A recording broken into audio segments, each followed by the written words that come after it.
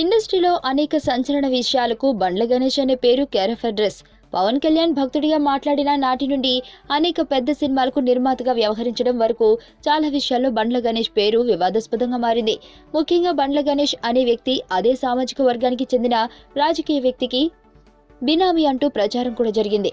అలాగే పలువురు హీరోలతో కూడా వివాదాలు ఉన్నాయంటూ ఇండస్ట్రీ వర్గాలతో పెద్ద ఎత్తున ప్రచారం జరిగింది. తాజాగా వీటన్నింటికి బండ్ల గణేష్ బదిలివ్వబోతున్నాడు.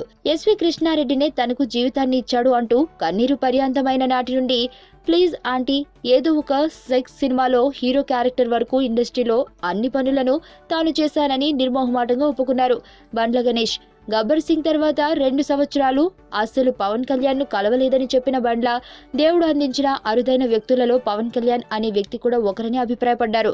నా స్థాయి స్టామినా వేరని, అవసరమైతే ఒక వారం రోజుల్లో ట్రంప్ దగ్గరికి వెళ్లి ఫోటో దిగి మీకు ఇస్తానని, ఈ నయీం బోయింలతో వార్నింగ్లు లాంటివన్నీ ఒట్టి పుకార్లేదని, నా మీద ఈగ వాలదు అంతే, మమ్మల్ని ఎవరు ఏమీ చేయలేరు. బండ్ల గణేష్ మీద రెండవ యాంగిల్ మీకు ఎవరికి తెలియదని ఒక రేంజ్లో తన గురించి చెప్పుకున్నారు.